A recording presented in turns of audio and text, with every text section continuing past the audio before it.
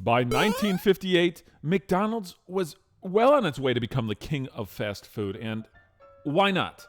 They pretty much coined the term with their innovative, speedy service system that allowed the company to provide customers with hot food in minutes. But there were some new challengers on the horizon, ready to take on Mickey D's.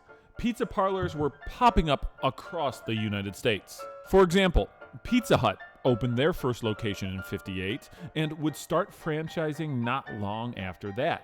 1 year later, former minor league baseball player Mike Ilitch and his wife Marion opened Little Caesars Pizza Treat in Garden City, Michigan. Little Caesars would become infamous for both its affordability as well as the speed at which they'd provide their customers with a tasty meal.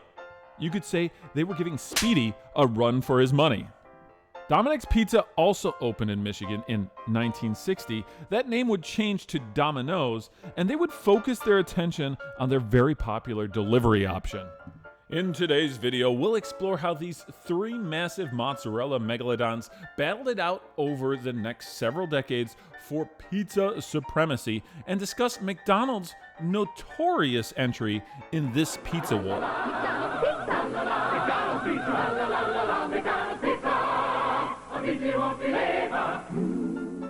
Welcome to another episode of McDonald's Unboxed, where we uncover the truth behind the fast food chain's promotional tie-ins. If that sounds like fun, do us a favor and click that like button, and why not supersize your experience right now by subscribing to Retro Spectrum. That'll do, and the clock's ticking, dude. During the 1970s, Domino's had made a name for themselves with their 30 minutes or less guarantee. It was a policy they created for their delivery service, where customers were guaranteed to have their pizza in less than 30 minutes or it was absolutely free. Looking for a successful way to market their franchise, Little Caesars decided to focus on value. In 1979, they launched their popular Pizza Pizza campaign. You're on the go during lunch. Get it to go fast from Little Caesars. Now, customers could get 2 pizzas for the price of 1. That's a pretty good deal. Little Caesars. Look for our ad in the news and free press TV books for a free pizza. It turns out Pizza Hut was just waiting for their turn in the spotlight because in 1980, they introduced the pan pizza. Americans fell in love with this thicker, fluffier crust and couldn't get enough of it. What makes a Pizza Hut pan pizza so good? It's a pan full of homemade taste. Made fresh with dough we raised twice. Baked in a pan with a light, crispy crust. Dripping with pure mozzarella cheese. And your favorite toppings. Now, building on the success of their new menu item, Pizza Hut offered the white-collared lunch crowd a smaller, faster alternative in 1983. I'll have the personal pan pizza, please, and I don't have a lot of time for lunch. New personal pan pizza from your Pizza Hut restaurant. Ready in 5 minutes, or you get one free next time you come in for lunch. The personal pan pizza wasn't just popular with adults looking to grab a quick bite, it was also trendy with children hoping to tell their friends at school they just scarfed down an entire pizza by themselves. Pizza Hut also had a wonderfully unique aesthetic, what with the big red roof, those vintage Tiffany-style lamps with the word Pizza Hut plastered on the side, the Pac-Man machine by the entrance, and of course, that glorious salad bar that became so quintessential during the 80s. Now, I'm going to pause for a second because did you know that these Pizza Huts still exist today? The next time you're on a road trip or traveling, keep an eye out for a Pizza Hut classic. So this is it, folks. This is the experience, the classic red cups. I'm drinking my soda out of a classic red cup. We have the wonderful, wonderful tablecloth, red and white tablecloth, and of course, our pan pizza. Get a shot of this, Marcy. Oh, look at that, pan pizza. Right out of the pan, onto my plate. I'm looking forward to this. All right, I'm going Parmesan cheese, a few little hot flakes on there, and I'm hungry. We've been working up an appetite, traveling all the way out here to get our Pizza Classic.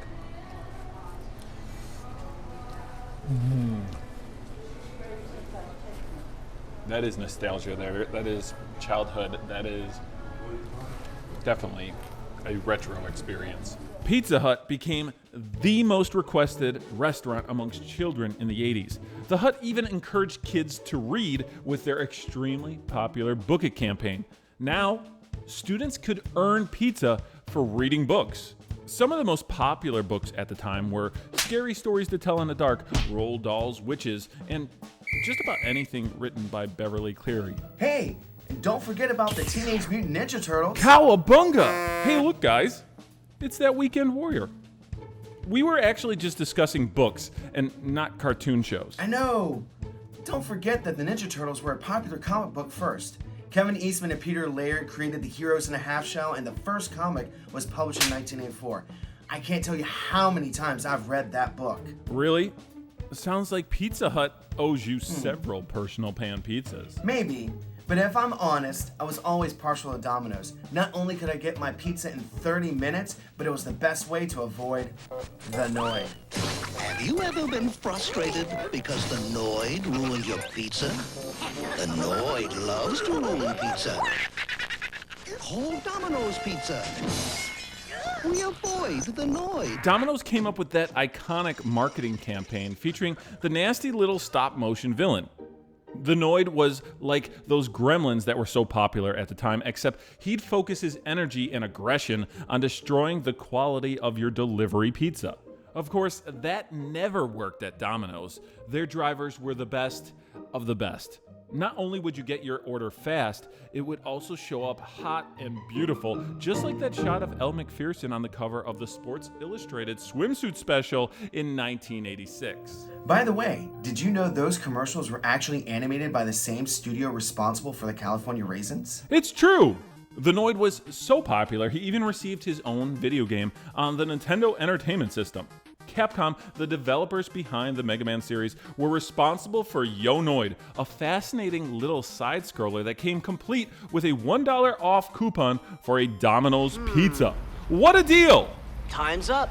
$3 off. America's pizza obsession reached an all-time high in 1987 when the Teenage Mutant Ninja Turtles cartoon show premiered. The animated version was different from the comic book in many ways. For example, this version of the team adored pizza with all kinds of crazy toppings. They'd be seen chowing down in almost every episode. Some of their most interesting orders included peanut butter and clam pizza, anchovy and hot fudge. Oh, and who could forget about shredded coconut and sweet pickles? Over the next several years, the insane popularity of the Ninja Turtles only helped children become hyper-focused on pizza. Pizza pockets, pizza bagels, pizza combos, you name it. By 1989, McDonald's restaurant knew they had to get in on the action. The restaurant chain had always been known for innovation. The Big Mac and the Chicken McNuggets had become icons of fast food. Now they were ready to introduce something brand new. Enter the McPizza. Only 99 cents. This is a great offer. Didn't know I knew magic, did you? Hands are quicker than the eye. At McDonald's today. All across our nation, McDonald's kitchens were being transformed in order to accommodate the new menu item. The speedy service McDonald's had become known for would see a considerable change. The McPizza would take 15 minutes or more to make, and employees typically had to bring the tasty pie to customers' tables rather than the traditional counter service. Still, the McPizza would stay on the menu for many franchises well into the 90s. Try McDonald's new Bacon Double Cheeseburger Pizza. Zesty sauce, cheddar and mozzarella, lean ground beef, crumbled bacon, and savory onions. Bacon Double Cheeseburger Pizza, just $5.99 at McDonald's. Now let's pause for a moment and take a little time to talk about marketing. Pizza Hut was very aggressive about getting their product on the big screen. Back to the Future 2 showed us how pizza was meant to be rehydrated in the year 2015. Pizza Hut, you kind of missed that deadline. However, when the first Teenage Mutant Ninja Turtles movie hit theaters, it was actually Domino's Pizza that invested in a little product placement. 13. You're 2 minutes late, dude. Wise man say, forgiveness is divine, but never pay full price for late pizza. Not to be outdone, Pizza Hut managed to drop their logo throughout the Teenage Mutant Ninja Turtles arcade game on the NES. The game even came with a coupon for a personal pan pizza free with the purchase of the game. You know, even recently, Pizza Hut's chief marketing officer, Lindsay Morgan, she must be feeling pretty nostalgic because the company is teaming up with the Teenage Mutant Ninja Turtles once more for a fun bit of cross-promotion. What they say is true. No one out-pizzas the Hut. Oh, I'm Mikey, and I sound like a commercial. Here is what Lindsay had to say. Pizza Hut and Teenage Mutant Ninja Turtles have a long-standing history that goes back to the 90s. Bringing the two together again for a new generation was a no-brainer. In addition to offering underground pizza delivery in the subways of New York City, you could also visit their website, scan a QR code, and experience a truly radical augmented reality game. And hey, while we're discussing the new film, I would totally recommend causing a little mutant mayhem at Walmart, where you can grab a box of Teenage Mutant Ninja Turtle cereal and chow down on one of 5 different pizzas inspired by the brothers. The mac and cheese pizza is the most unique and brings all 4 members of the team together. But if you're hungry for even more macaroni and cheese, Walmart's got you covered. But you know what? I'm thinking it's time for a little dessert. How about some Heroes in a Half Shell lemonade cake bites? That's right. Let's try these out. These are little, oh, this looks dangerous. Little green delicious cakes. Let's try one out. Oh my gosh. I'm gonna be honest with you. I've gained like 15 pounds since I started producing this video. As soon as it hits YouTube, as soon as it's up there, I'm cutting out all junk food. Not even pizza? Pizza's okay. Man, give a guy a heart attack. Now, let's make like the Turtles in time and head back to the 90s, because the big 3 pizza chains are about to enter an all-out war. Little Caesars decided it was time to go big or go home. In 1993, they introduced a pizza-obsessed nation to the Big Cheese, 2 giant Detroit-style pizzas.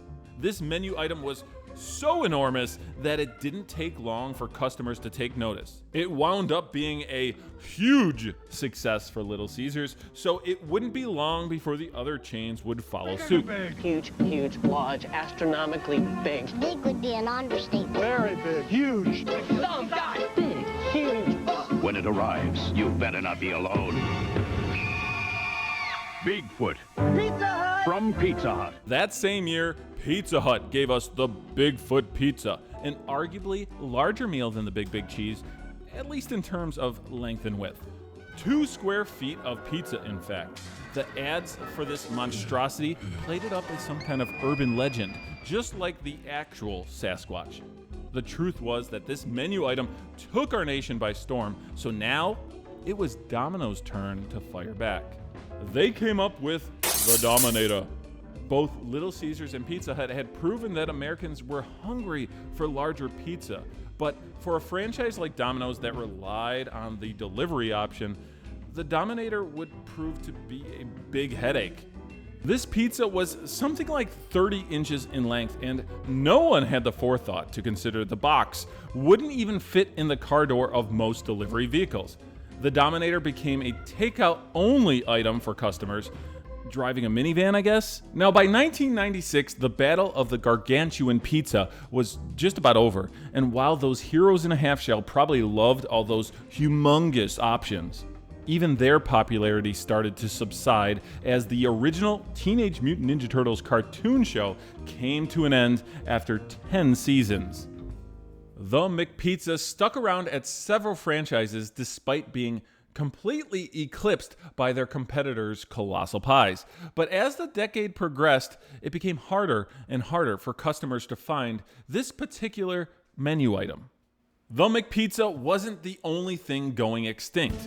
Hundreds of Little Caesars restaurants began closing despite additional oversized pizza campaigns like Pizza by the Foot. This bad boy was almost 3 feet long. Domino's shook off the disappointment of the Dominator and continued to build their reputation as America's favorite delivery franchise.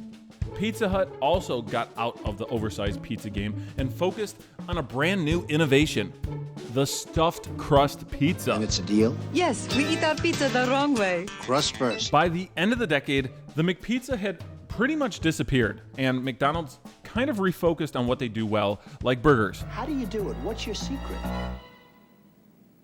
More than 30 years later, it feels like the McPizza has almost been erased from society's collective consciousness. Still, there's at least one McDonald's left where you can grab a delicious pizza pie. All right, so we are in Orlando, Florida. Big surprise there. And we are checking out one of the largest McDonald's around the world. And why would we check that out in a video? We're talking about pizza. Why do we want to check out McDonald's? Well, this is one of the only, if not the only, McDonald's that still serve pizza, the McPizza. And as you can see, we're gonna go out there and we're gonna grab ourselves a slice. I went with pepperoni, tomatoes, and you could get the McCrispy filet put on top of the pizza. So that's what I went for. Tried it out, very reasonably priced. Very thin pizza.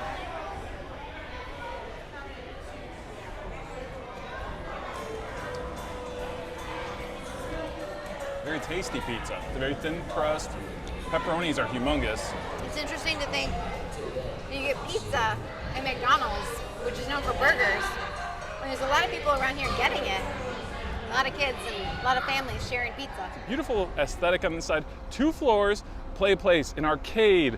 They got Mac Tonight in there. They got so many cool things that you'll want to experience when you come out here. It's just like, it's almost like a McDonald's theme park right next to the theme parks. And don't forget to check out what might be the only McDonald's pizza still in existence. It's the modern day McPizza made inside of a brick oven. It was tasty, it was delicious. You'll want to try it out too. Let's go for it!